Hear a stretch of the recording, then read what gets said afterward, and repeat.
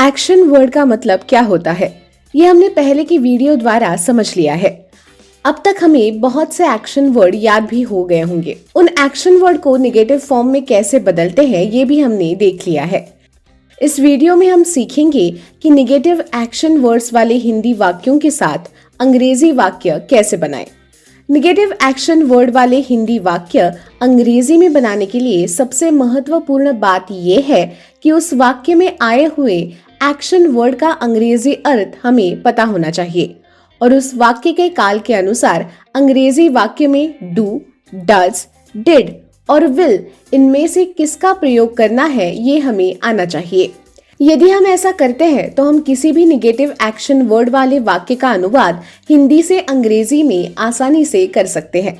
तो आइए negative action word वाले हिंदी वाक्य अंग्रेजी में बनाने के कुछ उदाहरण देखें। पहला, उसने बाजार से सब्जियां नहीं खरीदी। सबसे पहले हमें जो करना है वो है इस वाक्य में एक्शन वर्ड की पहचान करना। इस वाक्य में कौन सा एक्शन वर्ड आया है? खरीदी।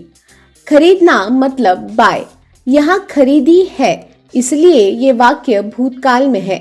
बाय का पास्ट टेंस हुआ बॉट और खरीदी से पहले नहीं आया है इसलिए बॉट के पहले नॉट लगेगा।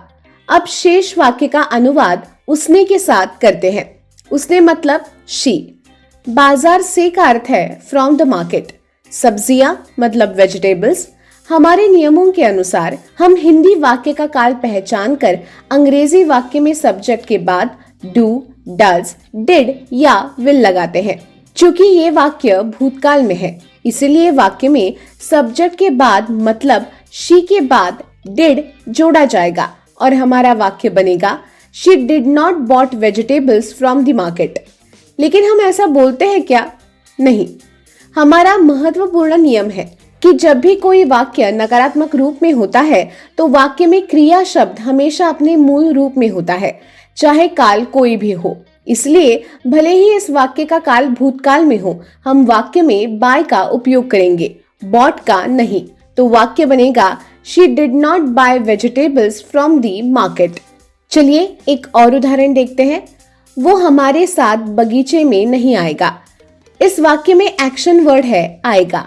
आना मतलब है कम और भविष्य काल का रूप में मतलब विल कम। चूंकि ये वाक्य नकारात्मक रूप में है इसलिए हम अंग्रेजी वाक्य में विल नॉट कम का प्रयोग करेंगे। वो मतलब ही, हमारे साथ का मतलब विथ अस है, बगीचे में का मतलब है टू द गार्डन और यही हमारा अंग्रेजी वाक्य बनेगा he will not come to the garden with us. आइए एक अंतिम उदाहरण देखें। हम इस काम में उनकी मदद नहीं करते। इस वाक्य में एक्शन वर्ड है मदद करना। मदद करना का अर्थ है हेल्प और उसके बाद नहीं है, अर्थात ये वाक्य नकारात्मक रूप में है। वाक्य में मदद की नहीं या करेंगे नहीं ऐसा नहीं कहा गया है, इसलिए वाक्य वर्तमान काल का हुआ। यदि वाक्य वर्तमान काल में है तो हम डू या डस का प्रयोग करेंगे। यहाँ हम मतलब वी ये प्रोनाउन आया है इसीलिए हम प्रयोग करेंगे डू।